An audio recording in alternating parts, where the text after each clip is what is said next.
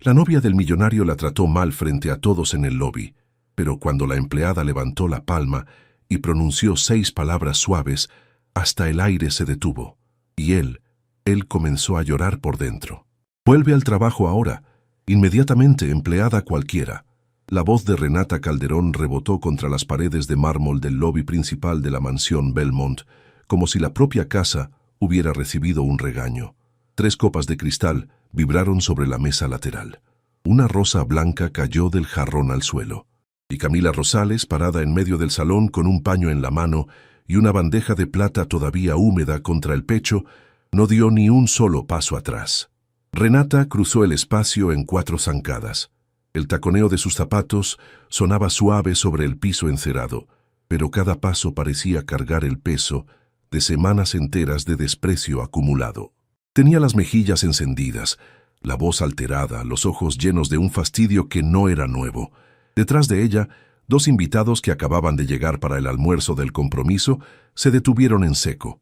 Un mesero soltó suavemente la bandeja que sostenía, sin siquiera darse cuenta. Nadie se movió a recogerla. «¿Estás sorda, mujer? Te dije que limpies ese pasillo antes de que llegue mi prometido. Y tú aquí parada, mirándome con esa cara de indiferencia». Camila no respondió enseguida. Bajó la bandeja con cuidado, la depositó sobre la mesa más cercana y dobló el paño entre sus manos. Despacio, como quien guarda algo importante. Sus dedos, curtidos por años de trabajar honestamente, no temblaron ni un instante. A 10 metros del lobby, escondido detrás del marco de la puerta principal que acababa de cerrarse, don Humberto Quiroga apretó los labios. El mayordomo jefe había servido a la familia Belmont durante 3 décadas. Había visto morir al padre del señor Octavio. Había cargado al señor Octavio en brazos cuando era apenas un niño y había aprendido a leer las tormentas antes de que estallaran. Aquella tensión no era nueva. Renata Calderón llevaba semanas tratando al personal con frialdad, pero algo en aquella mañana lo había hecho sudar frío. «¿Y bien?», insistió Renata, plantándose a 1 metro de Camila. «¿Vas a hablar? ¿O tendré que pedirle al señor Octavio que te despida esta misma tarde? Porque mira, querida, una sola palabra mía basta, una sola, y mañana te quedas sin oportunidades en esta ciudad».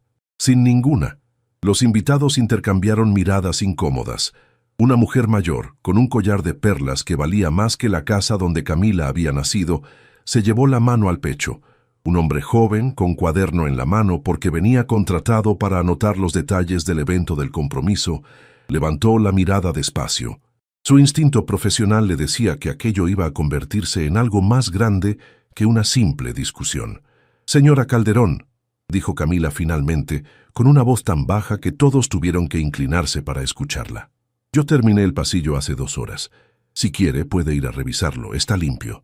«No me hables con ese tono», reclamó Renata, con la cara cerca de la de ella. «Tú no eres nadie aquí. Tú eres parte del servicio. ¿Me entiendes? Del servicio. Y las personas del servicio no contestan».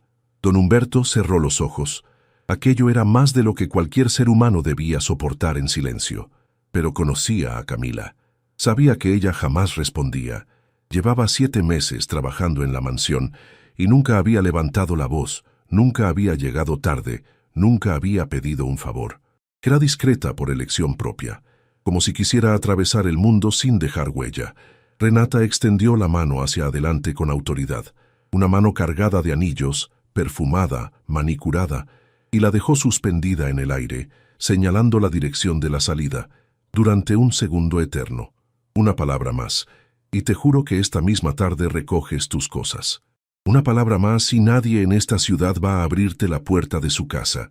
Fue entonces cuando Camila hizo algo que nadie esperaba.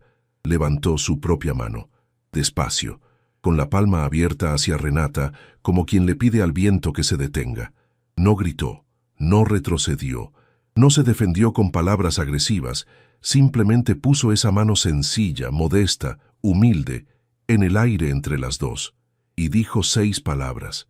6 palabras que iban a partir aquella tarde en 2 mitades, la mitad de antes y la mitad de después. «Su voz no llega hasta aquí». Renata parpadeó. 1 vez, 2, como si no hubiera entendido. Bajó la mano, la subió de nuevo, la bajó otra vez. Buscó con los ojos a los invitados, al mesero, al hombre del cuaderno, como esperando que alguien le dijera que estaba escuchando mal, pero todos estaban congelados. ¿Qué dijiste, empleada? Dije que su voz no llega hasta aquí, señora Calderón, repitió Camila, con la misma serenidad de antes, la mano todavía levantada con la palma abierta, la mirada calmada, sin desafío, sin sumisión. Usted puede regañarme, puede llamarme la atención delante de quien quiera, puede mandarme a limpiar la mansión entera con un cepillo pequeño. Para eso me contrataron y para eso me pagan. Pero hay un lugar adentro de mí donde su voz no entra. Ese lugar no le pertenece a usted, le pertenece a mi madre, y a Dios, y a nadie más. El silencio que siguió fue tan denso que se escuchó claramente el tic-tac del reloj de pie que adornaba el rincón del lobby. La rosa blanca que había caído antes rodó 2 centímetros más sobre el piso. «¿Cómo te atreves?», exclamó Renata recuperándose del impacto. Su voz se quebró en lo agudo, como cuando un vaso de cristal se triza por dentro pero todavía aguanta. «¿Cómo te atreves, muchacha del servicio? Tú, una limpiadora, hablándome a mí de tu madre, como si me importara. Tu madre seguramente fue otra mujer fregando los pisos de gente decente, y ahora pretendes...» «No hable de mi madre, señora». Camila no levantó la voz, pero algo en el tono cambió, y todos lo sintieron. Hasta Renata, hasta los invitados, hasta el reloj que pareció dudar un segundo antes de seguir marcando el tiempo. «No vuelvan a hablar de mi madre, por favor».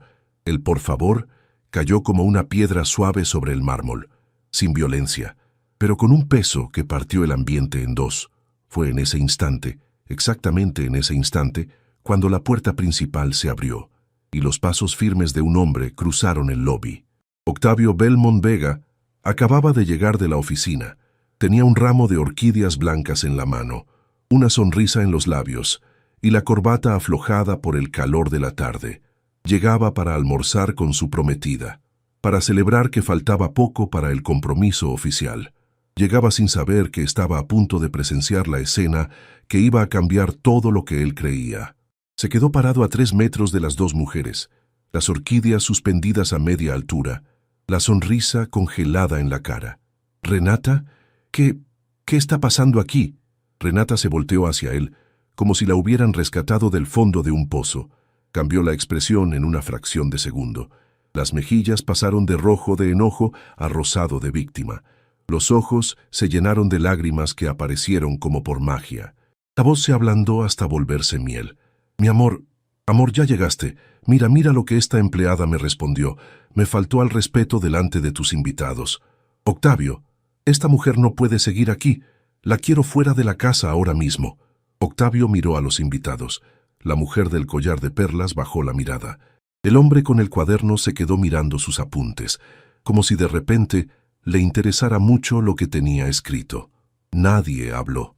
«¿Camila?», preguntó Octavio, volteándose hacia ella. «¿Es verdad eso?». Camila no respondió enseguida. Bajó la mano que todavía tenía levantada. La dejó caer suavemente al costado del cuerpo, y solo entonces miró a Octavio. «Señor Belmont, yo no le falté al respeto a la señora Calderón. Levanté mi mano para pedirle en silencio que no se acercara más. Si eso es una falta, despídame. Si eso es un error, despídame. Si la verdad le incomoda, despídame. Pero no voy a mentir frente a usted, ni hoy ni nunca».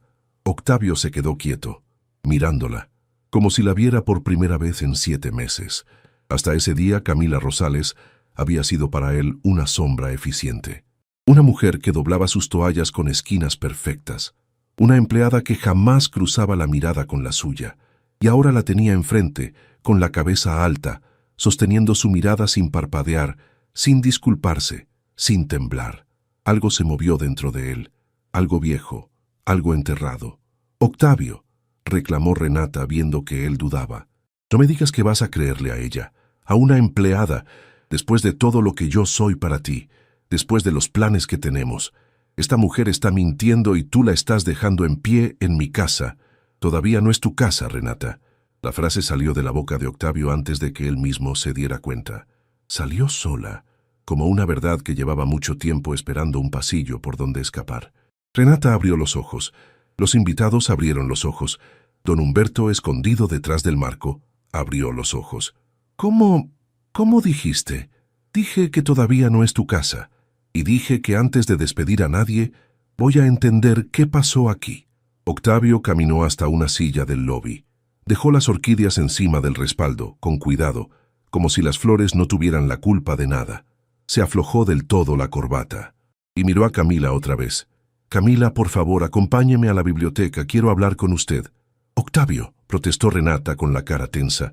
«Y tú, Renata, espera aquí, o sube a tu cuarto, o haz lo que quieras, pero ahora mismo voy a hablar con ella». Renata se quedó con la boca abierta. El maquillaje empezó a correrse de verdad, sin actuación. El hombre del cuaderno, sin que nadie lo notara, había estado anotando cada detalle en silencio durante toda la escena. Los invitados se retiraron al jardín, fingiendo necesitar aire. La mujer del collar de perlas susurró a su marido. «Algo grande va a pasar en esta casa. Lo siento en el alma». Camila caminó detrás de Octavio hacia la biblioteca. Sus pasos resonaban en el mármol como si cada uno fuera un peso que ella se sacaba de encima, como si cada paso fuera una oración silenciosa que finalmente encontraba un lugar donde caer. Don Humberto, todavía oculto, vio pasar a los dos. Y entonces, por primera vez en 30 años, el viejo mayordomo se persignó, despacio, de la frente al pecho, de un hombro al otro, murmurando algo entre dientes que sonaba como una oración antigua, porque él, mejor que nadie, había visto en el rostro de Camila Rosales aquella mañana algo que nadie más había notado. Aquella mujer no había llegado a la mansión Belmont por casualidad. Aquella mujer estaba allí por una razón, y esa razón tenía un nombre que don Humberto guardaba escrito a mano en una vieja libreta de cuero, dentro del cajón cerrado con llave de su mesita de noche. Un nombre que él había prometido no pronunciar nunca ante la tumba del antiguo patrón, pero que aquella mañana, viendo entrar a Camila en la biblioteca de su joven señor, había vuelto a temblar dentro de su pecho como un pájaro asustado. «Que Dios nos ampare», murmuró el viejo mayordomo cerrando los ojos, «porque la verdad acaba de poner el pie en esta casa, y la verdad, cuando llega tarde, llega siempre buscando lo que es suyo». En el jardín exterior, mientras los invitados conversaban en voz baja, una abuela apoyada en su bastón miró hacia las ventanas de la biblioteca, donde acababan de cerrarse las cortinas. Movió la cabeza despacio. «Pobre niño», dijo sin que nadie entendiera a quién se refería. «Pobre niño, lo que está por descubrir». Su marido la miró sin entender. «¿De qué hablas, querida? ¿A quién le dices niño?» Pero la abuela no respondió. Siguió mirando las cortinas cerradas, como si supiera algo, como si reconociera algo, como si en aquella mansión, después de muchísimos años, una historia antigua acabara de despertar. La biblioteca de la mansión Belmont olía a madera antigua, a cuero gastado y a tinta vieja.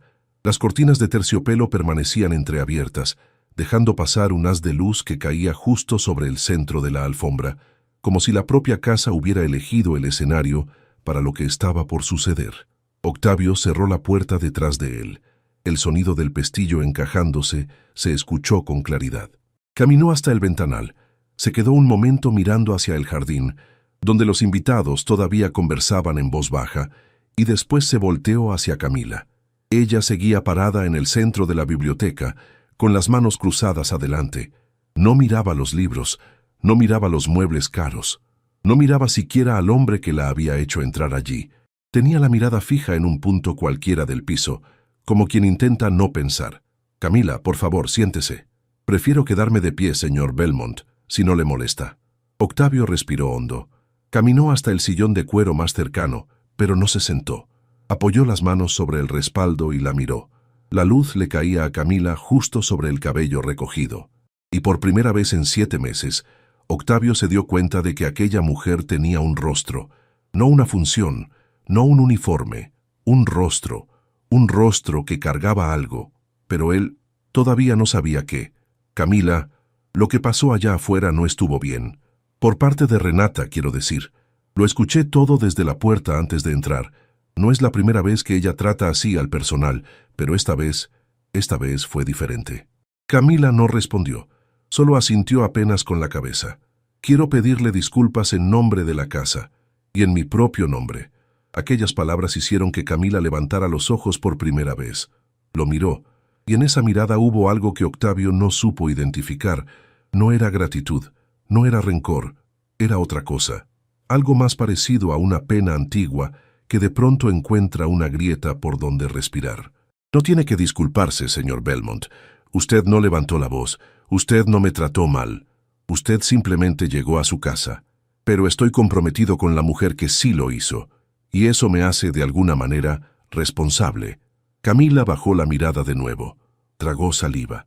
Octavio notó por primera vez que ella tenía los ojos brillantes, no por las lágrimas que estaban por caer, sino por las que ya habían caído 1000 veces antes, en otros lugares, en otras tardes, y habían dejado esa luz acuosa que algunas mujeres heredan después de haber llorado mucho en silencio.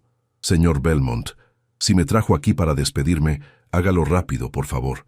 Tengo que volver a casa antes del atardecer. No la traje para despedirla. Entonces, ¿para qué me trajo? Octavio dudó. Caminó hacia la mesa antigua donde su padre solía escribir las cartas familiares. Tomó un portarretrato que estaba allí desde siempre, una fotografía vieja de un hombre de bigote, mirando hacia la cámara con la seriedad de los retratos antiguos. La sostuvo entre sus manos un momento, como buscando una respuesta dentro de los ojos del muerto. Después la dejó de nuevo sobre la mesa y volvió a mirar a Camila. La traje porque necesito saber quién es usted. ¿Cómo dice? Llevo 7 meses pasando por su lado sin verla, como si fuera un mueble más de la casa. Pero hoy, cuando levantó esa mano, cuando dijo aquellas 6 palabras, yo escuché algo. No sé qué fue, no sé por qué me sonó tan conocido, pero algo en su voz, en su manera de pararse, me hizo acordar de alguien. Y necesito entender quién es esa persona que usted me recuerda, porque desde que entré en este lobby hace una hora, no me puedo sacar la sensación del pecho. Camila se quedó muy quieta. Por primera vez en toda la mañana, algo en su rostro tembló. Apenas un instante, como cuando una vela vacila antes de apagarse, pero ella se recompuso enseguida. Señor Belmont, yo soy una empleada. Limpio sus pisos, doblo sus toallas, saco brillo a su plata. Eso es todo lo que necesita saber de mí. Eso es exactamente lo que ya no me alcanza, Camila. Hubo un silencio largo entre los dos. El reloj de pared marcaba los segundos con paciencia de hierro. Afuera, alguien rió suavemente en el jardín, una risa que no encajaba con lo que estaba pasando adentro. ¿Dónde nació usted?, preguntó Octavio finalmente. En un pueblito que ya casi nadie recuerda. Se llama Villa Cordero. Octavio se quedó congelado. Soltó el respaldo del sillón. Dio un paso hacia ella, sin darse cuenta de que lo hacía. Villa Cordero. Sí, señor. ¿En las sierras del norte? Sí, cerca del río Tepalcate. Octavio se llevó la mano a la frente. Caminó hasta la ventana, regresó, caminó otra vez, como si las piernas no le respondieran del todo. Camila lo miraba sin entender. ¿Pasa algo, señor? Mi padre nació allí. Camila no respondió. No abrió los ojos. No mostró sorpresa. Apenas asintió suavemente, como si esa información ya la conociera desde antes. Mi padre nació en Villa Cordero, repitió Octavio como hablándose a sí mismo. Pasó la infancia allí. Mi abuela lo trajo a la ciudad cuando él tenía 9 años. Después de que el abuelo murió, ellos vivieron en una habitación arriba de una panadería durante mucho tiempo, hasta que él consiguió un empleo en una bodega de telas. Esa bodega fue el comienzo de todo esto, de este grupo Belmont, de esta mansión, de todo. Octavio se sentó por fin, en el filo del sillón, como si las piernas no aguantaran más. ¿Y usted? ¿Por qué vino a esta ciudad? Mi madre se enfermó. Allí no había buen tratamiento.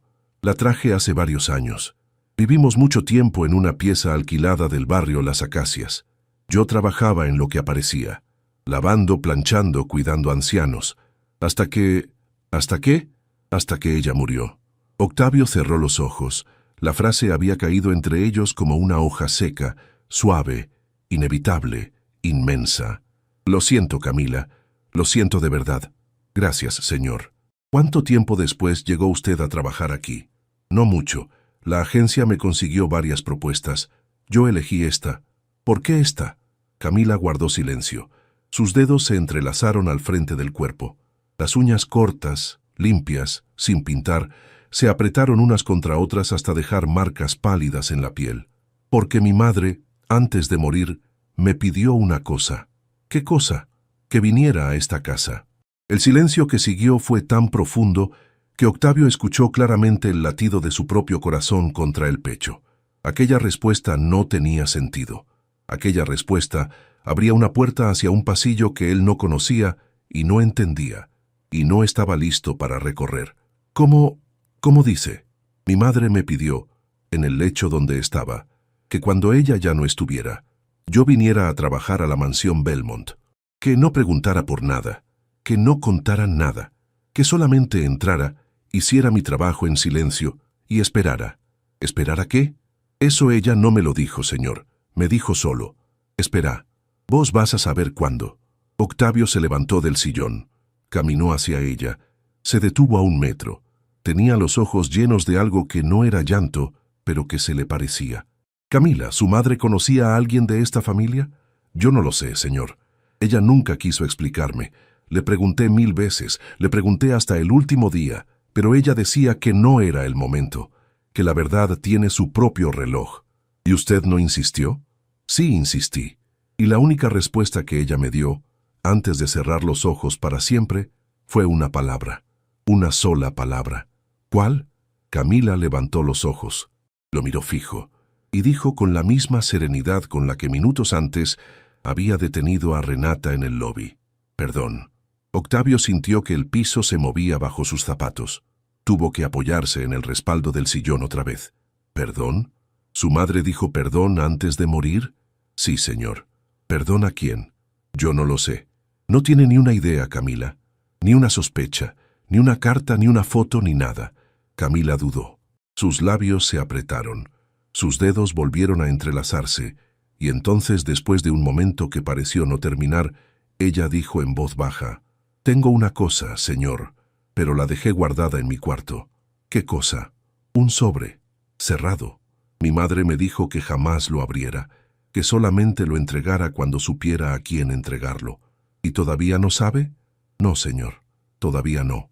Hubo un silencio largo en la biblioteca, tan largo que parecía que el mundo entero, afuera de las paredes de aquella casa, había decidido callarse para escuchar la respuesta. «Camila». La voz de Octavio salió ronca, casi quebrada. «Cuando termine su turno hoy, ¿podría usted traerme ese sobre?» Camila lo miró. Por primera vez, en sus ojos hubo miedo. No miedo de él, miedo de lo que pudiera haber dentro del papel. «¿Estás seguro, señor Belmont?» «Estoy seguro». «¿Aunque adentro haya algo que cambie todo?» «Aunque adentro haya algo que cambie todo». Camila bajó la mirada. Asintió despacio. «Está bien, hoy mismo se lo traigo». En ese instante, alguien tocó la puerta de la biblioteca. 3 golpes secos. Don Humberto Quiroga entró sin esperar permiso. Tenía el rostro pálido, las manos sosteniendo una bandeja de plata con un vaso de agua, como si necesitara algo entre los dedos para no temblar. «Disculpe, joven señor, la señorita Renata está afuera. Pide hablar con usted urgentemente. Dice que es importante». «Que espere, Humberto. Joven señor, ella... que espere». Don Humberto inclinó la cabeza. Sus ojos cruzaron por un instante los ojos de Camila. Y en ese cruce hubo algo que ninguno de los dos quiso nombrar. Una pregunta, una sospecha, un reconocimiento que no podía pronunciarse todavía. «Como usted ordene, joven señor». El mayordomo se retiró. Cerró la puerta tras él con la misma suavidad con la que se cierra el cuarto de un enfermo. Octavio volvió a mirar a Camila. «Quiero pedirle una cosa más antes de que se vaya hoy. Dígame, no le cuente a nadie de esta conversación. A nadie, ni a sus compañeras del personal, ni siquiera a don Humberto. No lo iba a hacer, señor. Pero, ¿puedo preguntarle por qué?» Octavio se acercó hacia la ventana. Miró hacia el jardín. Renata caminaba de un lado a otro entre las rosas, hablando por teléfono, agitando una mano en el aire. No miró ni una vez hacia la biblioteca. Estaba demasiado ocupada con su llamada. Porque hay personas en esta casa, Camila, que han estado esperando un momento como este durante muchos años, y no quiero que se enteren todavía. «¿Qué momento, señor?» Octavio se volteó. La luz de la ventana le caía sobre la mitad del rostro. La otra mitad quedaba en sombra. como si dos hombres distintos vivieran adentro del mismo cuerpo y solo uno de los dos estuviera todavía de pie. El momento en que la verdad llega a la puerta y nadie está listo para abrirla. Camila lo miró largamente. Después asintió. «Hasta esta noche, señor Belmont. Hasta esta noche, Camila». Ella caminó hacia la puerta. Antes de salir, se detuvo, sin voltear. «Señor, diga, el sobre...». Su voz se quebró apenas un instante. Después se recompuso. «El sobre tiene una marca afuera, un dibujo hecho con tinta antigua. Mi madre lo dibujó ella misma, con la mano izquierda, porque la derecha ya no le respondía». «¿Qué dibujo es?» «Una estrella de 5 puntas, con una letra adentro». «¿Qué letra?» Camila respiró hondo y dijo en voz tan baja que Octavio tuvo que inclinarse para escucharla. «La letra B, señor». Octavio sintió que algo dentro del pecho se rompía despacio, como una copa que se triza desde adentro, milímetro a milímetro, hasta finalmente partirse del todo. «Belmont». «Sí, señor». La letra B de su apellido. Y Camila salió de la biblioteca, dejando a Octavio Belmont Vega de pie, en medio de los libros heredados de su padre, con la sensación clara y exacta de que la mujer a la que él había considerado invisible durante 7 meses era en realidad la portadora de una verdad que iba a partir su vida en 2, para siempre. En la cocina del fondo de la mansión, una sirvienta joven que había escuchado por casualidad las últimas palabras de Renata por teléfono mientras llevaba bandejas al jardín, dejó caer una taza al suelo. La taza no se rompió, pero la cara de la muchacha se quedó como si hubiera visto un fantasma. Renata al teléfono había dicho: «No te preocupes, ya me voy a resolver, como nos deshicimos de la otra». La tarde se demoró en caer aquel día, como si el cielo también supiera que algo grande estaba por suceder dentro de la mansión Belmont y quisiera quedarse mirando un poco más. Camila terminó su turno cuando el sol todavía se asomaba por encima de los muros del jardín. Recogió sus cosas en silencio, se despidió de las compañeras del personal con una sonrisa breve y caminó hacia la salida de servicio que daba al fondo de la propiedad. Tomó el colectivo, cruzó la ciudad, bajó en la esquina del barrio Las Acacias, donde alquilaba todavía la misma pieza pequeña que había compartido con su madre. Subió la escalera angosta que llevaba a su cuarto. Cada escalón esa tarde le pesó más que de costumbre. Entró, cerró la puerta y se quedó parada en medio del cuartito durante varios minutos, sin moverse, mirando el camastro tendido, mirando la imagen pequeña de la Virgen de los Dolores que su madre había clavado en la pared cuando llegaron a la ciudad, mirando la mesita de madera con las patas torcidas donde estaba el cajón, aquel cajón.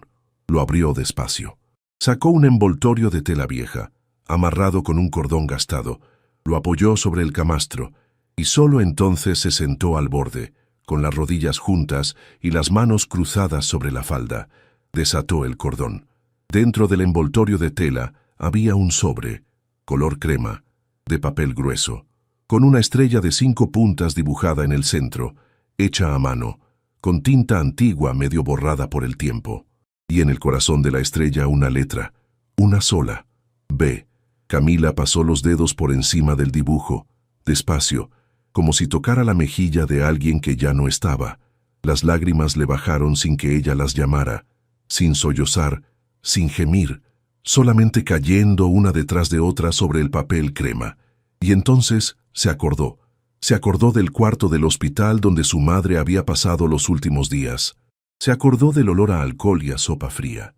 Se acordó de la enfermera de turno de noche, que les había permitido quedarse más tiempo del que el reglamento permitía, porque entendió que aquella mujer enflaquecida sobre la cama no iba a llegar al amanecer. Se acordó de la mano de su madre, ya casi sin peso, sosteniéndole la suya con la fuerza última que le quedaba. «Mija, escúchame bien. Cuando yo me vaya, vos vas a buscar trabajo en la mansión Belmont. ¿Me entendiste? Belmont, en la avenida de los Álamos, no en otra, en esa. Mami, no hables así, no... Escúchame, que no me queda tiempo. Vos no preguntes por nadie. Vos no cuentes quién eres. Vos entrás, haces tu trabajo y esperás, ¿me lo prometés? Te lo prometo, mami. Pero, ¿esperar qué? Vos vas a saber cuándo, mi vida. Vas a sentirlo aquí. y le había tocado el pecho con el dedo tembloroso justo encima del corazón. El día que sientas que llegó el momento, le entregas este sobre al dueño de la casa, solo a él, a nadie más. ¿Me lo prometes? Te lo prometo. Pero, ¿qué hay adentro, mami? Y entonces su madre había hecho aquella cosa terrible, aquella cosa que Camila iba a recordar el resto de su vida. Su madre había sonreído. Una sonrisa pequeña, cansada, con los labios secos partidos. Una sonrisa que parecía pedir disculpas por algo que ella no podía nombrar. Adentro hay un perdón, mi vida. Un perdón que yo nunca tuve el valor de pedir en vida, pero que tampoco me podía llevar conmigo a la tumba. Mami, ¿un perdón a quién? A un niño que yo no quise, a un niño al que yo le hice un daño grande sin querer hacerlo, y que ahora ya es un hombre, y todavía no lo sabe. Camila había llorado entonces. Había llorado preguntando, pero su madre ya no había contestado más. Solamente había apretado el sobre contra el pecho de su hija. Solamente había susurrado ya con la voz casi apagada del todo, perdón, y solamente había cerrado los ojos.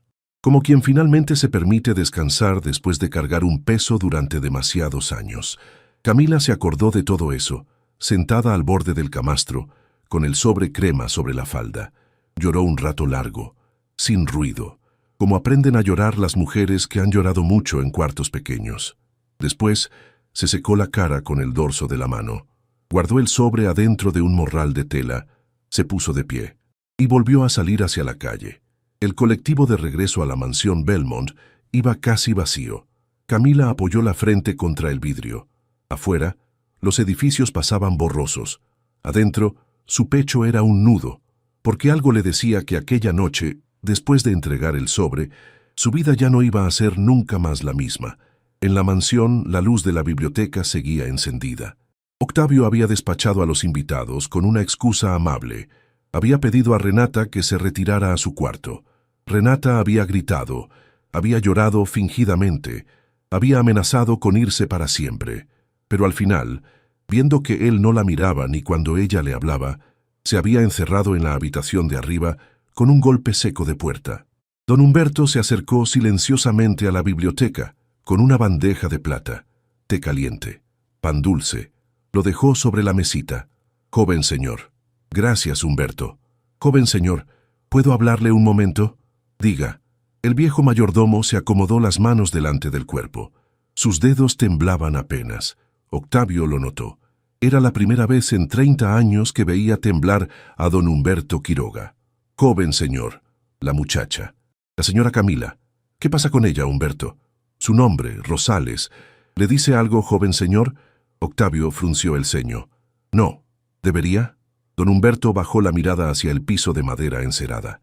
Respiró hondo, apretó los labios, y después dijo, con la voz de quien por fin se decide a soltar un peso que cargó 3 décadas enteras. Su padre, joven señor, el difunto señor Belmont, antes de morir una noche en este mismo cuarto, me hizo un pedido. Me hizo prometerle algo que yo le prometí, y nunca lo cumplí. ¿Qué pedido? Me pidió que si algún día, en cualquier momento, llegaba a esta casa una persona con el apellido Rosales, yo se lo dijera de inmediato al heredero, a usted, joven señor, que no dejara pasar ni un día, que era importante. Sé Humberto, 7 meses tuvo a esta mujer trabajando aquí y no me dijo nada. Joven señor, perdóneme, yo no sabía. Cuando ella llegó por la agencia, yo no revisé los papeles. Fue la señorita Renata quien la entrevistó. Recién hoy, viendo cómo se paraba en el lobby, viendo cómo respondía, viendo cómo le brillaban los ojos cuando hablaba de su madre, algo me hizo ir a buscar la carpeta de empleados, y vi el apellido. Rosales. Y supe que el difunto señor su padre me iba a perdonar tarde, joven señor, pero todavía a tiempo, quizás todavía a tiempo. Octavio se sentó, se llevó las manos a la cabeza. ¿Mi padre nunca le explicó por qué? No, joven señor, nunca. Solamente me dijo, Humberto, si llega alguien con ese apellido, mi hijo tiene derecho a saber lo que yo nunca tuve el valor de contarle. ¿Y usted nunca le preguntó qué tenía que contarme? Joven señor, en aquella época yo era apenas el ayudante del mayordomo principal. Su padre era mi patrón, no mi amigo. Uno no le pregunta esas cosas al patrón. Uno solamente promete y obedece. Octavio se quedó un rato largo en silencio. Después se levantó, caminó hacia el ventanal. La noche ya había caído del todo. El jardín brillaba con la luz amarilla de los faroles antiguos. Humberto. Sí, joven señor. Vaya a descansar. Esta noche yo me quedo en la biblioteca. Cuando llegue Camila, hágala pasar. Y después, retírese a su cuarto. Lo que se hable aquí esta noche, no debe escucharlo nadie, ¿me entiende? Lo entiendo, joven señor. Y Humberto. Sí. Gracias por haber tenido el valor de hablar, aunque haya sido tarde. El viejo mayordomo agachó la cabeza. Sus ojos viejos brillaron por un instante. Después se retiró, cerrando la puerta tras él con la misma suavidad con la que se cierra la puerta de una iglesia después del último responso. Camila llegó a la mansión cuando el reloj del lobby marcaba pasadas las 9. Don Humberto la guió hasta la biblioteca sin decir una palabra. Le abrió la puerta. Le sostuvo la mirada por un instante, asintió levemente y se retiró. Adentro, Octavio la esperaba parado junto al escritorio.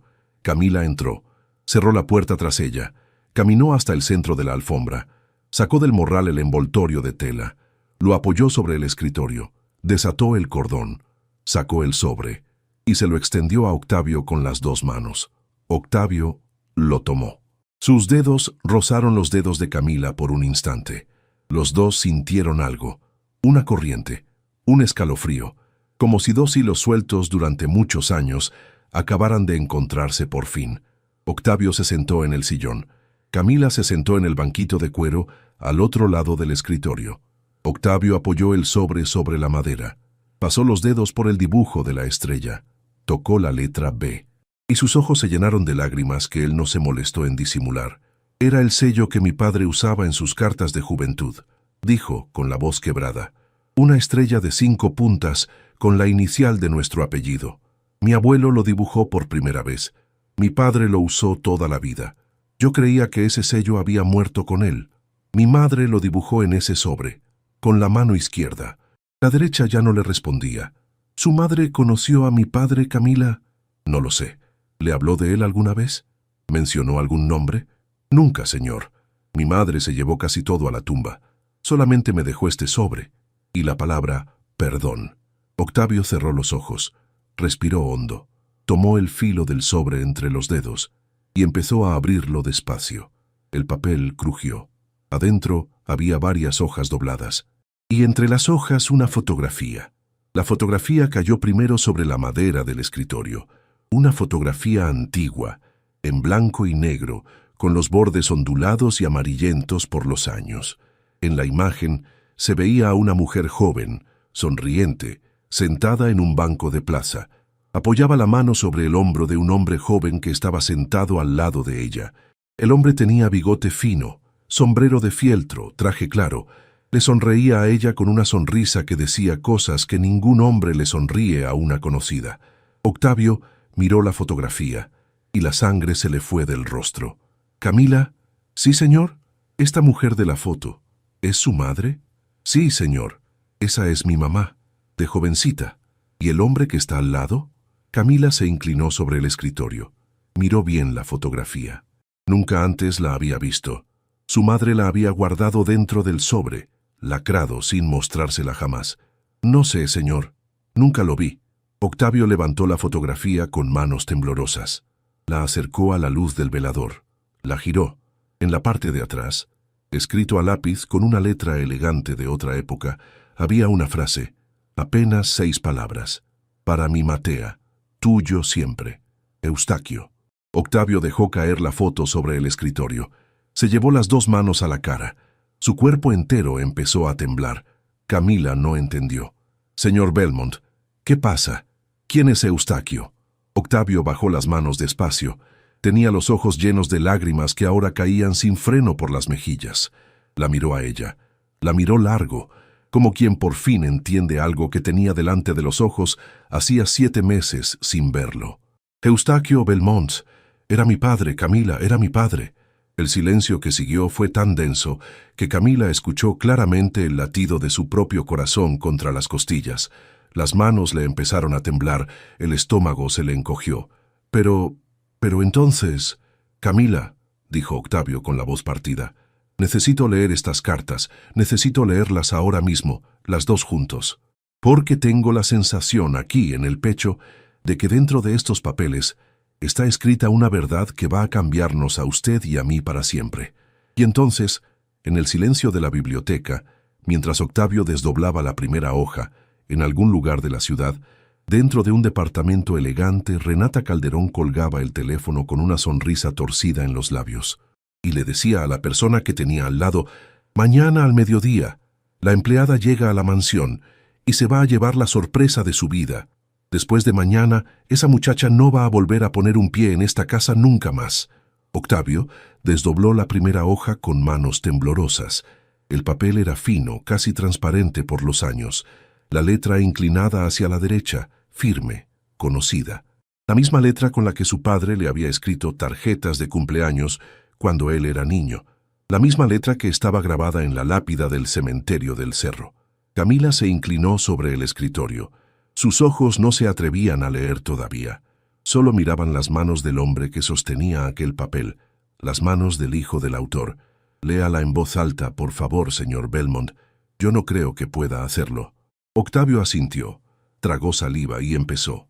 «Mi querida Matea, hoy te escribo desde la oficina porque en la casa no tengo paz.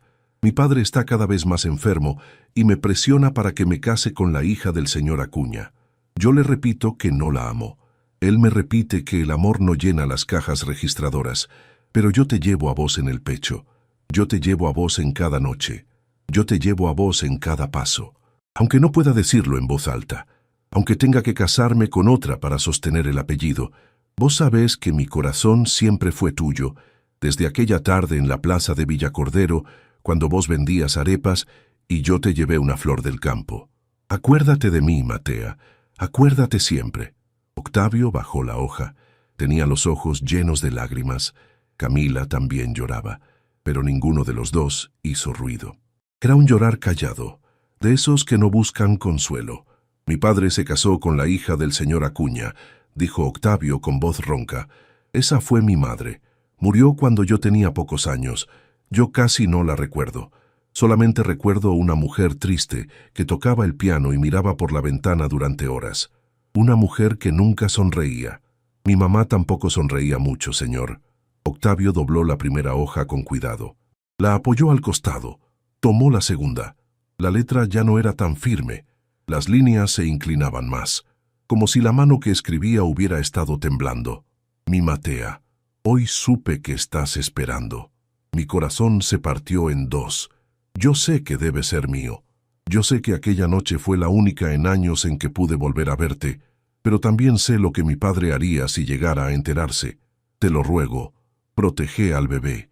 Protégete vos. No me busques, no me escribas, no vengas a la ciudad. Yo te voy a hacer llegar dinero por medio de doña Esperanza, la partera del pueblo. Ella ya sabe, ya hablé con ella. Vos no vas a faltar de nada. El niño no va a faltar de nada. Pero por el amor de Dios, Matea, que mi padre no se entere, que nadie se entere, hasta que yo encuentre la manera de arreglar esto. Te pido perdón, mi amor. Te pido perdón 1000 veces. Algún día voy a poder mirarte de frente otra vez. Algún día». Octavio dejó caer el papel sobre la mesa. Se llevó la mano a la boca. El cuerpo entero le temblaba ahora sin disimulo. Camila se había quedado muy pálida, las manos sobre el regazo, los labios apretados. «Señor Belmont, por favor, dígame que esa carta no dice lo que yo entendí». Octavio no pudo hablar, solamente asintió despacio. «Una vez. 2. Camila, mi padre tuvo un hijo con su madre, antes de casarse con la mujer con quien tuvo que casarse. Antes de tenerme a mí». Camila se quedó congelada en la silla. La cabeza le daba vueltas. El estómago se le retorcía. «Pero, señor, yo soy la única hija de mi madre. Yo soy la única. Mi madre nunca tuvo otro bebé. Yo lo sé. Yo lo hubiera sabido. Camila, lea esto. Mire la fecha». Octavio le acercó la segunda carta. Camila vio. La fecha estaba escrita arriba con letra apretada. Era una fecha de muchísimos años atrás, de cuando su madre tenía la edad que ella tenía ahora, de cuando su madre todavía vivía en Villacordero, antes de la ciudad, antes de Camila. «No fue usted, Camila, fue otro niño, otro bebé, antes de usted. Camila se llevó la mano al pecho. Sintió que el corazón le latía contra los dedos como queriéndose salir. Yo tuve un hermano. Sí, yo tuve un hermano, y mi madre nunca me lo dijo. Y yo tuve un hermano, y mi padre nunca me lo dijo. Los dos se miraron a los ojos a través del escritorio, los dos llorando. Los dos con la sensación clara de que la vida que habían vivido hasta esa noche era una mentira contada a medias, llenada con silencios, sostenida con secretos que dos personas se llevaron a la tumba sin nunca atreverse a romper. Octavio tomó la tercera carta, la última. El papel estaba más arrugado, la tinta corrida en algunos lugares, como si lágrimas hubieran caído encima al escribirla. Mi Matea, el niño se enfermó. Doña Esperanza me lo escribió ayer. Dice que la fiebre no le baja, dice que necesita doctor de ciudad. Mi padre todavía vive. Si yo voy al pueblo, él se va a enterar de todo y nos va a destruir a los tres. Pero si no voy, el niño se nos puede ir. Matea, perdóname. Te voy a mandar lo que pueda. Voy a buscar al mejor médico que conozca. Lo voy a enviar al pueblo con la excusa de visitar a un familiar. Por favor, no te derrumbes. Por favor, agárrate fuerte. Por favor, no permitas que se nos vaya. Yo no podría vivir sabiendo que mi hijo se fue mientras yo estaba acá, escondido detrás de un apellido. Te lo ruego, Matea, te lo ruego, no dejes que se vaya. Octavio bajó la carta. Y entonces hizo algo que Camila no esperaba. Se levantó del sillón. Caminó hasta la ventana, apoyó la frente contra el vidrio y lloró. Lloró con sollozos que le sacudían los hombros. Lloró por un padre que él había conocido distante, ocupado, severo. Lloró por un padre del que ahora descubría que había llevado un dolor secreto durante toda su vida. Lloró por un hermano que nunca había llegado a abrazar. Lloró por una mujer que su padre había amado y traicionado y abandonado. Lloró por todos los silencios que habían construido la casa donde él había crecido. Camila se levantó también, caminó hasta él, se quedó a un paso de distancia, sin tocarlo, esperando. Señor Belmont, ¿sabe qué pasó con el niño? Octavio se enderezó, se secó la cara con la manga, negó con la cabeza. No sé, Camila, las cartas terminan ahí. No hay una cuarta, no hay respuesta. Tiene que haber algo más, señor. Tiene que haber. Octavio se volteó, miró el sobre vacío sobre el escritorio, lo tomó, lo sacudió. Algo cayó de adentro, algo pequeño, plateado, brillante. Rodó por la madera y se detuvo cerca del filo. Camila lo levantó. Era una medalla diminuta de bautismo, con una inscripción grabada en el revés. Aurelio, hijo de Matea, que Dios lo proteja. Aurelio, susurró Octavio. Mi hermano se llamaba Aurelio. Mi hermano, repitió Camila en un hilo de voz, y yo nunca lo supe. Los dos se quedaron en silencio, sosteniendo la medalla diminuta entre los dedos, como si aquel pedacito de metal contuviera el peso de un alma entera. Señor Belmont, ¿cree usted que él vivió? No lo sé, Camila, pero esta noche le juro a usted, le juro frente a la memoria de mi padre y de su madre, que voy a encontrar la respuesta. Voy a buscar en cada archivo, en cada registro, en cada pueblo, en cada hospital, hasta que sepa qué fue de Aurelio. Para usted, para mí, para nuestros padres que ya no pueden buscar. Camila apretó la medalla contra el pecho. Asintió despacio. En ese momento, alguien tocó la puerta de la biblioteca. 3 golpes. Don Humberto entró. Tenía el rostro descompuesto, como si acabara de escuchar algo terrible. Joven señor, discúlpeme, pero Juliana, la muchacha nueva de la cocina, acaba de venir corriendo. Dice que escuchó algo que usted tiene que saber. Ahora, esta noche, antes de que sea tarde. ¿Qué cosa, Humberto? El viejo mayordomo tragó saliva, miró a Camila, miró a Octavio, y dijo en voz baja con la voz quebrada del que entrega una noticia que pesa demasiado. La señorita Renata, esta tarde, por teléfono. La muchacha la escuchó por casualidad. Hablaba con un hombre cuyo nombre Juliana reconoció enseguida, porque trabaja en esta casa. ¿De quién, Humberto? Don Humberto cerró los ojos y pronunció el nombre. El señor Nicolás Vega, joven señor, su primo. Octavio sintió que la sangre se le iba del rostro por segunda vez en una sola noche. ¿Mi primo Nicolás? ¿Renata estaba hablando con Nicolás? Sí, joven señor. Y por lo que entendió la muchacha, ellos dos no se conocieron ayer. Ellos dos se conocían desde antes que la señorita Renata entrara en esta casa. Desde mucho antes. Camila se llevó la mano a la boca. Octavio se apoyó contra el escritorio. La biblioteca empezó a girarle alrededor. «Y hay algo más, joven señor», agregó don Humberto con la voz más grave que Camila le había escuchado nunca. La muchacha le escuchó decir a la señorita Renata, antes de colgar, una frase que me hizo subir corriendo a buscarlo a usted. Una frase que tengo que repetirle aunque me duela. «Dígala, Humberto». La señorita Renata dijo así: «Joven señor, no te preocupes, mi amor. Mañana al mediodía el testamento del viejo Eustaquio va a aparecer, y cuando aparezca, Octavio no va a heredar ni un solo peso.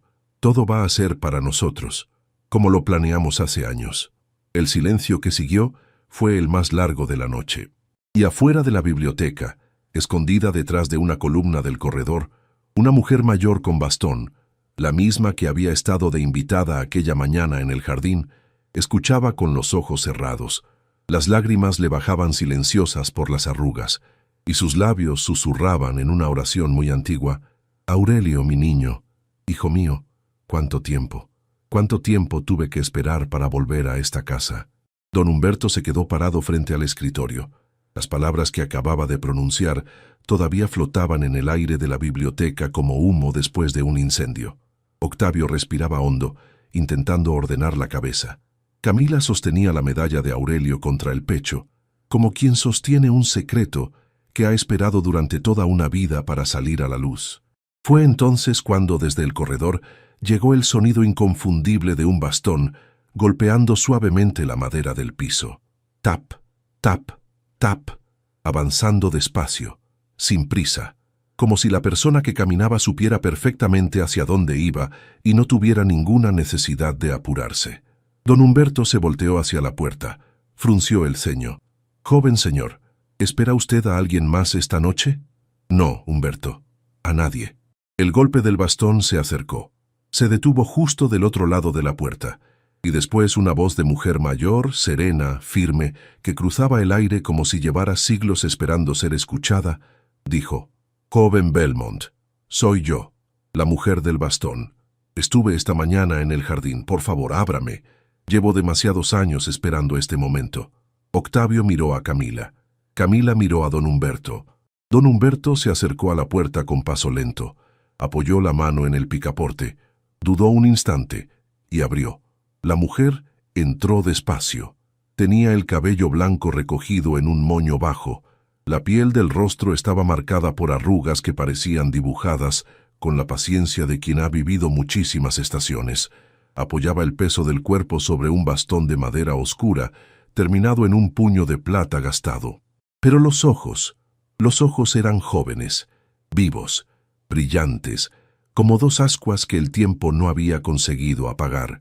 Caminó hasta el centro de la biblioteca, se quedó parada frente a Camila, la miró largamente, y dos lágrimas le bajaron por las arrugas sin que ella levantara la mano para secarlas.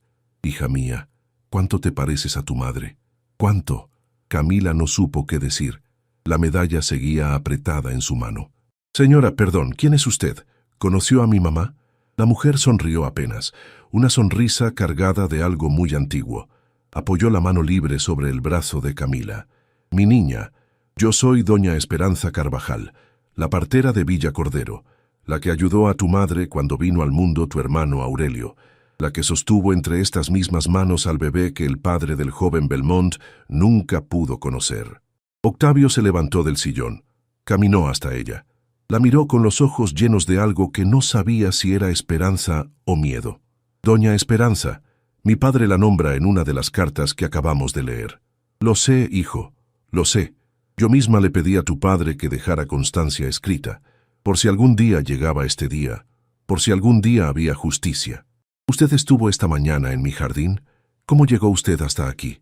Doña Esperanza apoyó las dos manos sobre el puño del bastón. Se acomodó como quien se prepara para contar una historia largamente guardada. «Llevo años acercándome a esta casa, joven Belmont. Años. Cada cumpleaños tuyo, cada aniversario de la muerte de tu padre, yo me paraba en la calle de los Álamos a mirar de lejos las ventanas iluminadas, sin atreverme a tocar timbre, sin saber cómo empezar la conversación, hasta que hace algunos meses me enteré de que una muchacha con el apellido Rosales había entrado a trabajar como empleada en la mansión, y supe que el día estaba cerca.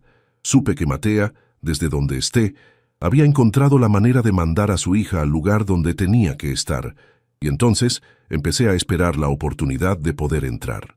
¿Cómo entró hoy? Por las amistades viejas de tu padre, hijo. La señora del collar de perlas, la que estuvo en el almuerzo, fue muchísimos años atrás amiga de juventud de tu papá. Ella me debía un favor antiguo. Yo le pedí que me llevara como acompañante al almuerzo. Ella aceptó, y eso me permitió estar aquí cuando todo empezó a desencadenarse. Don Humberto se acercó a doña Esperanza con la cabeza agachada. Señora, perdóneme, si yo hubiera hablado antes, si hubiera tenido el valor de contarle al joven señor lo que su padre me pidió, quizás todo habría sido diferente. No, Humberto, cada cosa tiene su tiempo, y este es el tiempo, ni antes ni después, justo ahora. Octavio respiró hondo, buscó la silla más cercana, se sentó. Doña Esperanza, las cartas terminan cuando mi padre le pide a usted que mande un médico al pueblo, porque Aurelio estaba enfermo, pero después de eso no hay nada más. Necesito saber qué pasó con el niño. Doña Esperanza bajó la mirada hacia el bastón. Sus manos viejas se aferraron al puño de plata. Tardó en hablar, y cuando habló, la voz le salió más quebrada que antes. El médico llegó tarde, hijo, llegó tarde. Tu padre hizo todo lo que pudo desde la ciudad, pero los caminos en aquella época eran de tierra y las lluvias se llevaron los puentes esa semana. Cuando el médico finalmente cruzó el río, el niño llevaba 3 días con fiebre alta. Hicimos todo lo que pudimos, compresas frías, hierbas, oraciones, pero el cuerpito de Aurelio era muy pequeño y la enfermedad fue muy grande. Camila se llevó las manos a la boca. Octavio cerró los ojos. Entonces, empezó Camila sin atreverse a terminar la frase. Doña Esperanza levantó la mirada. Sus ojos la atravesaron con una ternura inmensa. Espera, mi niña, espera, que la historia no termina ahí. ¿Cómo? Esa noche, cuando todos creíamos que el niño se iba, llegó al pueblo una mujer. Una mujer que viajaba con su esposo, comerciantes de telas que pasaban por Villacordero camino a la capital. Ellos se hospedaron en la posada del pueblo. La mujer escuchó los rezos, se acercó a la casita de tu madre, y al ver al niño moribundo, le dijo a tu madre algo que cambió todo. ¿Qué le dijo? Le dijo, señora, yo soy enfermera. Yo trabajé muchos años en un hospital de la ciudad.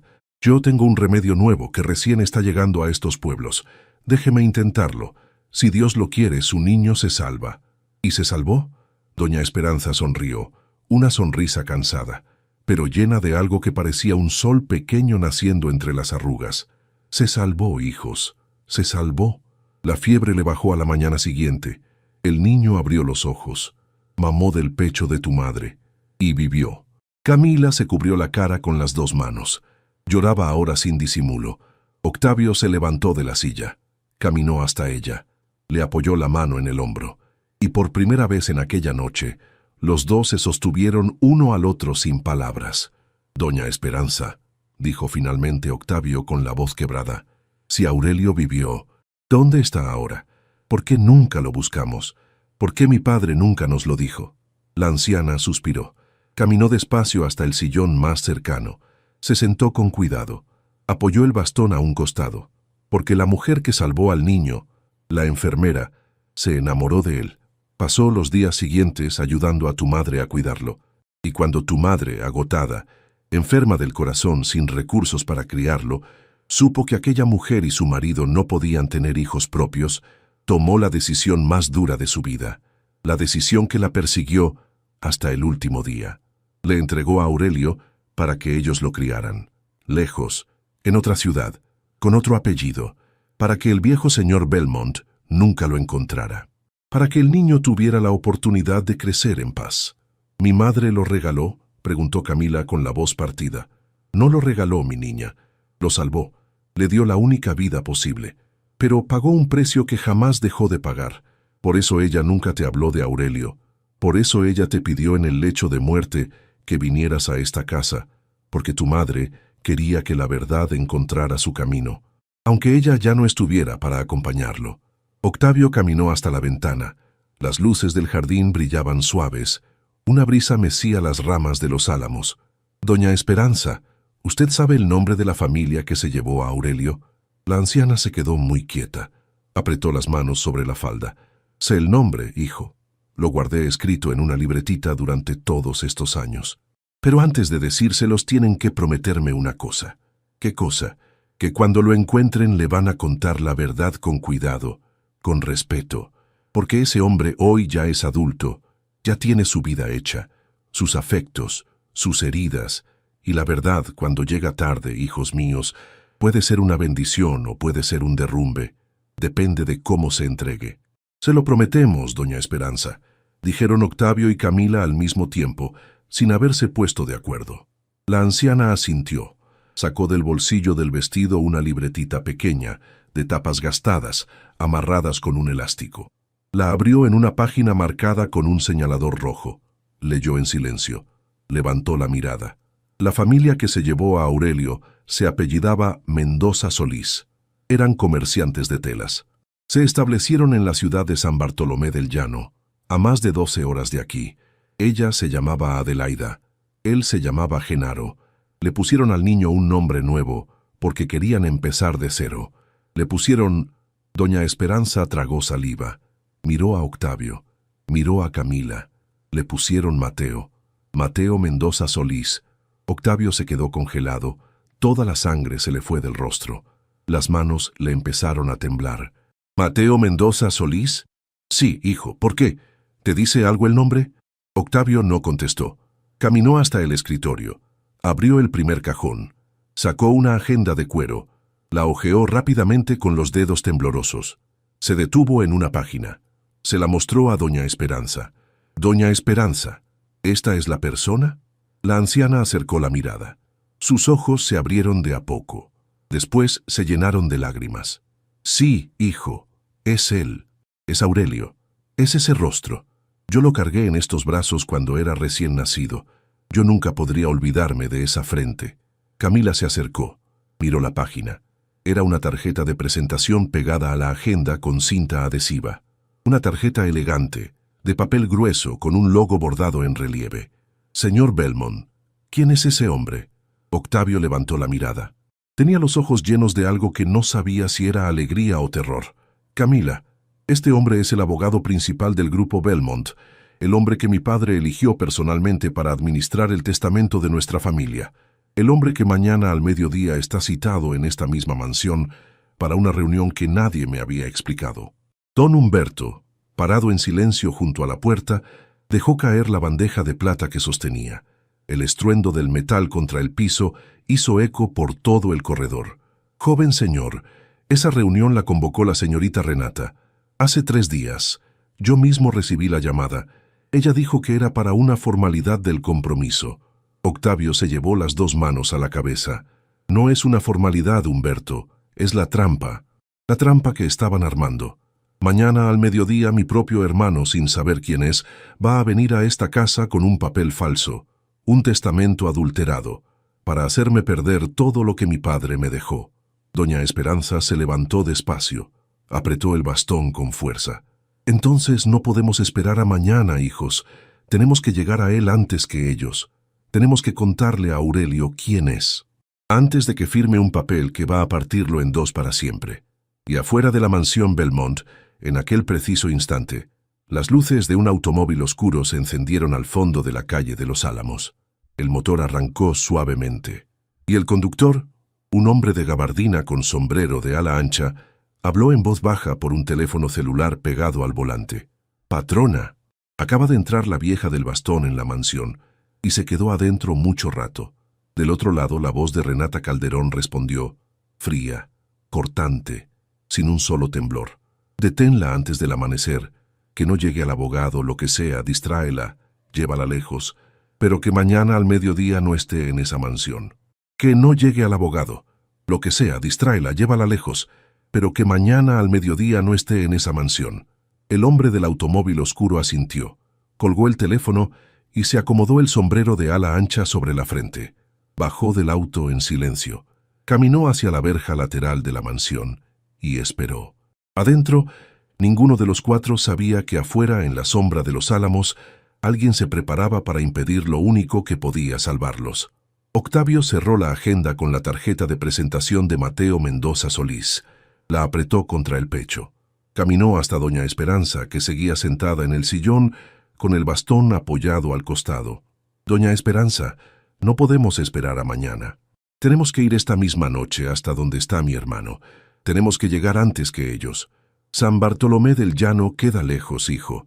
12 horas en automóvil. No alcanzamos. Mateo no vive ya allá. Está en la ciudad. Hace meses que se mudó. Vive en un edificio del centro porque la firma del grupo Belmont le exige tenerlo cerca de la oficina principal». Camila se llevó la mano a la frente. «Entonces está cerca. Está a minutos de aquí. A 20 minutos en carro, Camila, 20 minutos». Don Humberto se acercó al escritorio. Sacó de su bolsillo una libretita de cuero gastado, la misma que llevaba consigo desde hacía décadas. La apoyó sobre la mesa. «Joven señor, perdóneme por no haberla mostrado antes, pero hoy es la noche en que todos los silencios tienen que terminar». Abrió la libreta. Páginas amarillentas. Anotaciones a mano. Cifras, fechas, iniciales. Su padre, joven señor, durante muchísimos años, mandó dinero a una familia de la ciudad de San Bartolomé, a nombre de Adelaida Mendoza. Lo hizo cada mes, sin falta, sin avisarle a nadie. Yo era el que llevaba los sobres al correo. Yo era el único que sabía, y aquí, en esta libreta, está cada envío, cada cantidad, cada fecha. Es la prueba de que su padre nunca olvidó a Aurelio. Aunque nunca se animó a conocerlo, lo sostuvo siempre desde lejos. Octavio tomó la libreta, la hojeó. Las lágrimas le bajaron despacio. «Humberto, ¿por qué nunca me dijo nada?» «Porque su padre me hizo prometer que no lo haría hasta que llegara el día.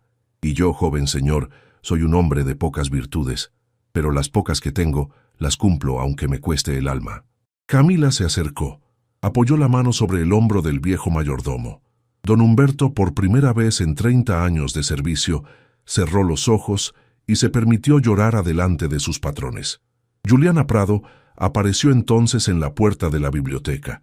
Llevaba el delantal todavía puesto, las manos llenas de harina seca de la cocina, y en los ojos esa mezcla de miedo y decisión que solamente tienen las muchachas que han trabajado desde niñas y saben distinguir muy bien lo que está bien de lo que está mal. «Señor Belmont, perdón que interrumpa, pero hay algo más que tengo que decirle». «Pasa, Juliana, cerrá la puerta». La muchacha obedeció, se acercó despacio, tragó saliva. «Yo no soy la primera muchacha del personal que escucha cosas raras en esta casa, señor. Antes de mí, hace ya un buen tiempo, había otra. Se llamaba Lorenza Iriarte. Trabajaba en la cocina conmigo. Era buena, era honesta, y un día desapareció». «¿Desapareció?»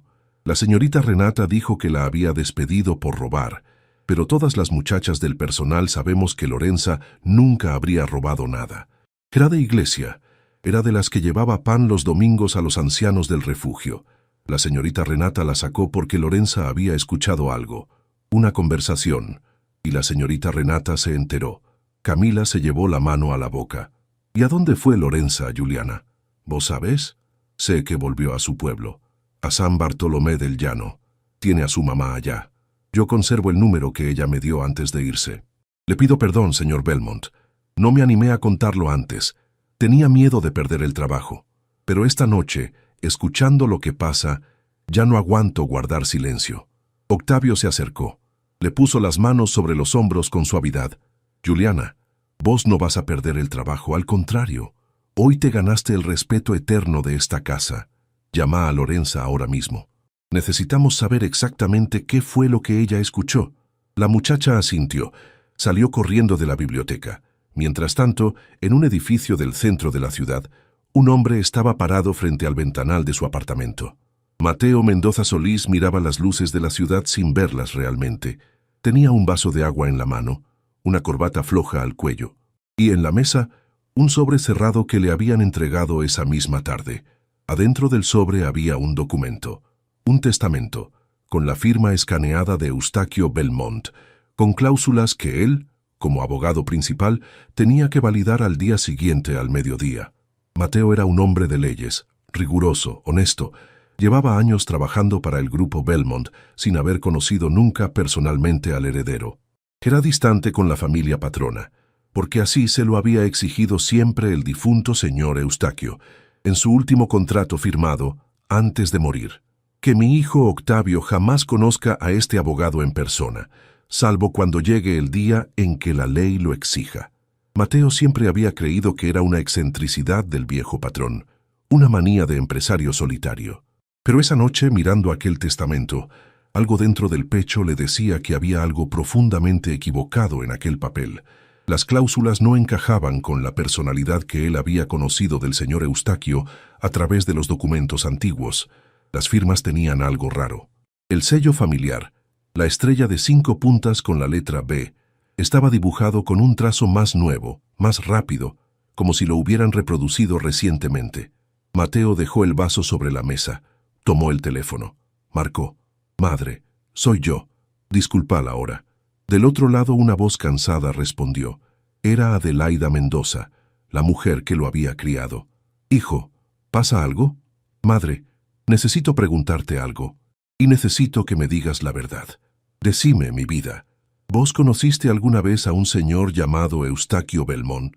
Hubo un silencio del otro lado del teléfono. Un silencio tan largo que Mateo entendió la respuesta antes de que su madre hablara. «Hijo, vení mañana temprano a casa, antes del mediodía. Te tengo que contar algo. Algo que tu padre y yo te debíamos haber contado hace muchísimos años». Mateo apretó el teléfono contra la oreja. «Madre, decímelo ahora». «No por teléfono, hijo, por favor. Vení mañana. Te lo cuento todo. Pero antes, prométeme una cosa. No firmes ningún papel del grupo Belmont. Ningún papel. Hasta que hablemos». «Te lo prometo, madre». Mateo colgó el teléfono, miró el testamento sobre la mesa, y por primera vez en muchísimos años sintió que el suelo de su vida temblaba bajo los zapatos. En la mansión, Juliana entró corriendo de regreso a la biblioteca. Tenía el celular en la mano, los ojos enormes. «Señor Belmont, hablé con Lorenza. Está en línea ahora mismo. Quiere contarle todo, pero rápido, dice, porque le da miedo». Octavio tomó el teléfono, lo puso en altavoz. «Lorenza, soy Octavio Belmont. Estoy con mi gente de mayor confianza. Podés hablar tranquila». La voz del otro lado tembló, pero después se afirmó. «Señor Belmont, yo trabajaba en su cocina.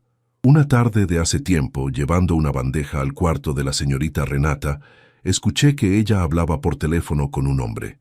Le decía, cuando yo me case con Octavio, vamos a sacar a la madrastra de la casa, porque ella sabe demasiado del viejo, y después vamos por la herencia». Don Humberto se llevó la mano al corazón. «La señora Beatriz». «¿Quién es la señora Beatriz, Humberto?» «Era la segunda esposa de su padre, joven señor. Vivió en esta casa cuando usted estaba en el internado. Una mujer noble, que se desentendió de la herencia, que solamente vivía aquí cuidando los rosales del jardín. La señorita Renata, hace algunos meses, le ofreció instalarse en una casa pequeña en las afueras. Le dijo que estaría más tranquila. La señora Beatriz aceptó porque ya tenía los huesos cansados. Pero desde entonces nadie ha vuelto a verla, joven señor». Camila sintió que un escalofrío le subía por la espalda. Entonces la otra de la que hablaba Renata era esa señora. «Eso parece». Lorenza siguió hablando por el altavoz. «Hay algo más, señor Belmont. El hombre con el que la señorita Renata hablaba ese día le decía, tranquila, mi amor, cuando todo termine, vos y yo vamos a estar juntos como siempre soñamos. Lo único que tenés que hacer es casarte con él, soportarlo el tiempo necesario, y después el apellido es nuestro». Yo grabé esa conversación en el celular, señor. La tengo guardada. La estoy mandando a Juliana ahora mismo. Octavio sintió que el corazón se le aceleraba. «Lorenza, ¿vos sabés el nombre del hombre que hablaba con Renata?» «Lo sé, señor, porque al final de la llamada ella le dijo, te amo, Nico», y yo me quedé congelada, porque ese hombre, ese Nico, lo había visto entrar a su mansión muchas veces. Era su primo, señor Belmont. Era el señor Nicolás Vega. Octavio se sentó, se llevó las manos a la cabeza. Camila se acercó, apoyó la mano sobre su hombro. esta vez no como empleada, como hermana, como persona que ya no podía mirarlo desde afuera. Octavio, mírame. Él levantó los ojos. Era la primera vez que ella lo llamaba por el nombre, sin el señor. Mañana al mediodía vamos a entrar en esa reunión los dos juntos. Vamos a llevar a doña Esperanza. Vamos a llevar la libreta de don Humberto. Vamos a llevar la grabación de Lorenza. Y vamos a llevar las cartas de tu papá con la medalla de Aurelio. Y cuando Renata y Nicolás se sienten en la mesa a presentar su testamento falso, ellos no van a saber lo que les espera. Pero lo más importante, Octavio, es lo siguiente. Vamos a llegar antes hasta Mateo. Vamos a contarle quién es, para que cuando entre en esa reunión, ya no entre como abogado del grupo Belmont. Entre como tu hermano, como mi hermano. Octavio la miró largamente, y después muy despacio asintió. Camila, yo crecí solo. Crecí pensando que era el único hijo de un hombre que casi nunca me miró a los ojos, y esta noche, en menos de unas horas, descubrí que tengo una hermana, un hermano, una abuela que esperaba afuera del jardín, una historia entera que nadie me contó. Si mañana sobrevivimos a esto, voy a pasar el resto de mi vida agradeciéndole a tu madre por haberte mandado a esta casa. Camila no respondió, solo le apretó la mano, una vez, fuerte. En ese instante exacto, afuera de la mansión, el hombre del sombrero de ala ancha vio salir un automóvil oscuro por el portón lateral. Adentro iban 3 personas. Reconoció a doña Esperanza en el asiento del fondo. Reconoció al joven Belmont al volante. Reconoció a la muchacha del personal en el asiento del acompañante. Marcó el teléfono. Patrona, acaban de salir. Van todos juntos. Llevan a la vieja. Del otro lado, Renata respiró hondo. Su voz salió más fría que el mármol del lobby. Seguilos, pero a distancia. No hagas nada todavía. Quiero saber a dónde van. Quiero saber a quién están buscando. Porque si llegan al lugar correcto, mañana al mediodía pierdo todo lo que vengo planeando hace años. Y eso, Octavio Belmont y su empleadita, no se los voy a permitir. El hombre arrancó el motor. Las luces se encendieron suaves. El automóvil oscuro empezó a moverse por la calle de los Álamos, manteniendo siempre la distancia justa, como un animal paciente, que sabe esperar el momento exacto. ¡Adelante! Sin sospechar nada, Octavio aceleró hacia el edificio del centro, hacia el apartamento donde Mateo Mendoza Solís miraba un testamento falso sobre la mesa, sin imaginar que su vida estaba a punto de cambiar para siempre. Antes del amanecer, eran casi las 3 de la madrugada cuando el automóvil de Octavio Belmont se detuvo frente al edificio del centro. Don Humberto se había quedado en la mansión, custodiando los papeles originales. Juliana se había quedado al lado del teléfono, esperando. Pero Octavio, Camila y doña Esperanza subieron los 3 juntos al último piso. Mateo Mendoza Solís abrió la puerta con el rostro pálido. No esperaba visitas. Se quedó congelado al ver al heredero del grupo Belmont parado en su corredor a esa hora, acompañado por una empleada del servicio y una mujer mayor con bastón. «Señor Belmont, ¿qué hace usted aquí? ¿Pasó algo?» «Mateo, pasó todo. Pasó la cosa más grande que podía pasarnos a los dos. Por favor, déjenos entrar. Hay una persona conmigo que quiere conocerlo. Lleva muchos años esperando este momento». Mateo miró a doña Esperanza.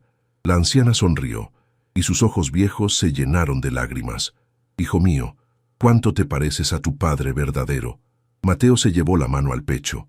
Algo dentro de él, algo que llevaba toda la vida durmiendo, despertó de golpe, como un instinto antiguo que no sabía que tenía. «Pasen, por favor, pasen». Adentro del apartamento, mientras Camila preparaba un café con manos temblorosas y Mateo escuchaba con los ojos cada vez más húmedos, doña Esperanza fue desplegando toda la historia. Las cartas, la medalla, la fiebre de la infancia, la enfermera que lo salvó, la decisión imposible de Matea, el silencio de Eustaquio, los pagos secretos de don Humberto.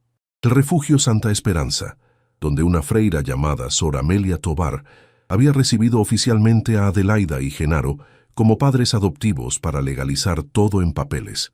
Sor Amelia había muerto hacía algún tiempo, pero había dejado el expediente completo guardado en el archivo del refugio. Doña Esperanza tenía copia de cada documento. Mateo escuchó sin interrumpir.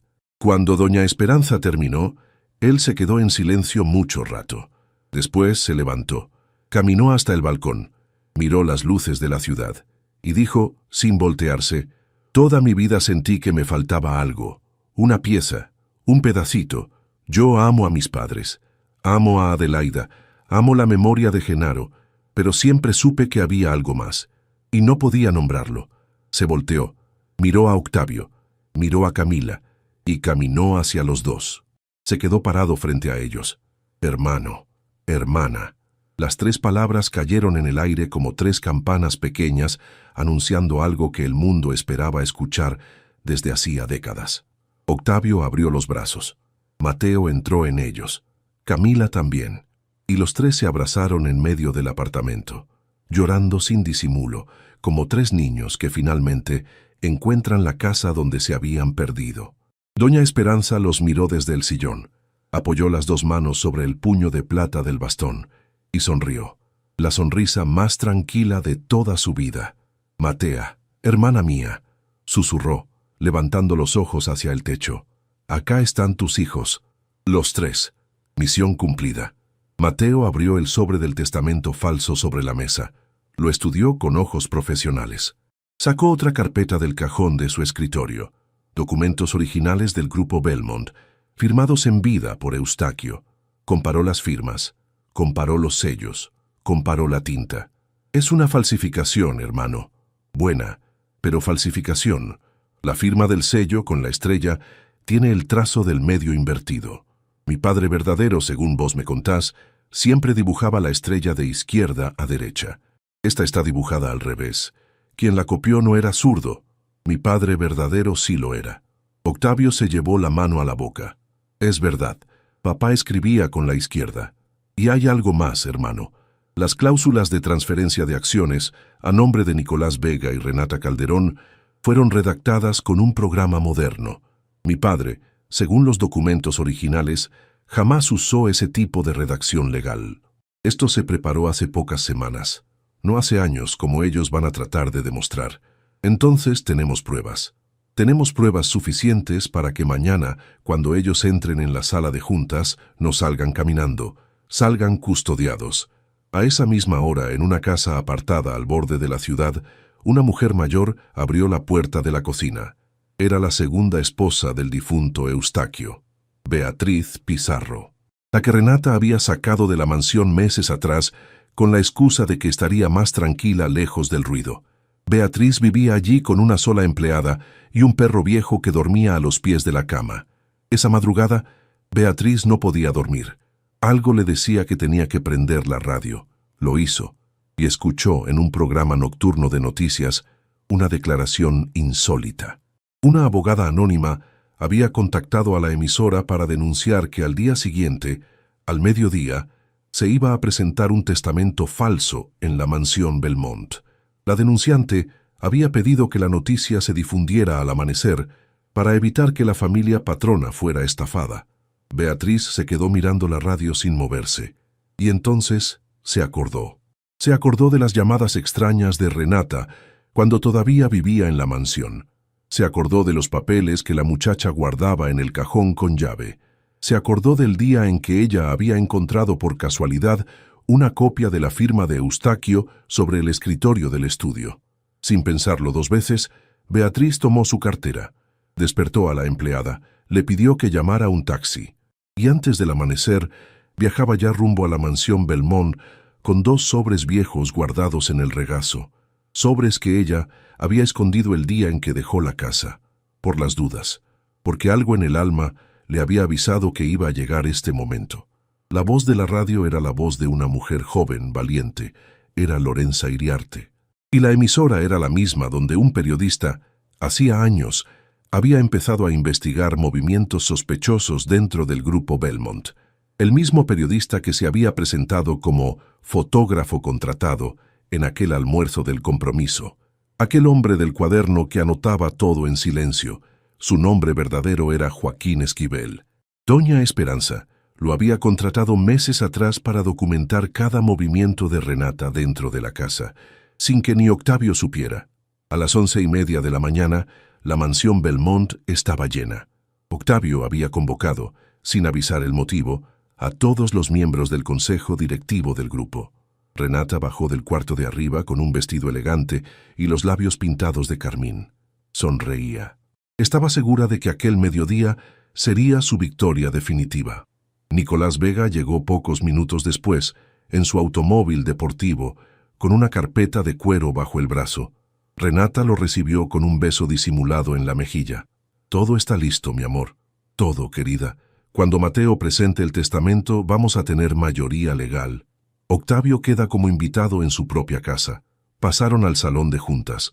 Una mesa larga de roble. 12 sillas. Octavio entró por la otra puerta. Camila entró detrás de él. Y detrás de Camila entraron uno a uno. Doña Esperanza con su bastón, don Humberto con la libretita de cuero, Juliana Prado con el celular en la mano, Beatriz Pizarro con sus 2 sobres viejos, Joaquín Esquivel con una grabadora encima de la mesa, y por último, abriendo las puertas de par en par, Mateo Mendoza Solís con su maletín de abogado. Renata se quedó congelada. Nicolás dejó caer la carpeta al suelo. ¿Qué significa esto? Significa, Renata, dijo Octavio sentándose en la cabecera, que mi padre, antes de morir, dejó un testamento verdadero, y que ese testamento está en manos de mi hermano, que entró hoy por esta puerta por primera vez en su vida, como hijo de esta casa, no como abogado contratado. Renata miró a Mateo. Mateo le devolvió la mirada con la serenidad fría de los hombres, que descubrieron a tiempo lo que estaban a punto de firmar. Señora Calderón, el testamento que usted preparó con el señor Vega es una falsificación. Tengo aquí las pruebas. Tengo aquí los originales firmados por mi padre verdadero. Y tengo aquí el expediente del refugio Santa Esperanza, firmado por Sor Amelia Tobar, que prueba mi identidad. La policía está esperando en la entrada. El consejo directivo va a votar hoy mismo la expulsión de Nicolás Vega y la presentación de denuncia formal contra usted. Renata se levantó. Buscó la puerta con los ojos. Joaquín Esquivel ya la estaba grabando con la cámara escondida en el broche del saco. Beatriz Pizarro depositó sobre la mesa los 2 sobres antiguos. Contenían cartas en las que Renata, hacía años, ya le pedía dinero por adelantado a Nicolás a cambio de ocuparse del problema de la heredad. Octavio, mi amor, esto es un malentendido. Yo te amo. Yo siempre te amé. Es mentira de los empleados. Octavio se levantó. Caminó hasta ella, la miró largamente, sin enojo, sin desprecio, solo con una pena profunda. Vos no me amaste nunca, Renata, y yo durante mucho tiempo tampoco supe lo que era amar. Hoy, una mujer humilde, con un trapo en la mano y un sobre en el morral, me enseñó lo que vale levantar la palma de la mano y decir, su voz no llega hasta aquí.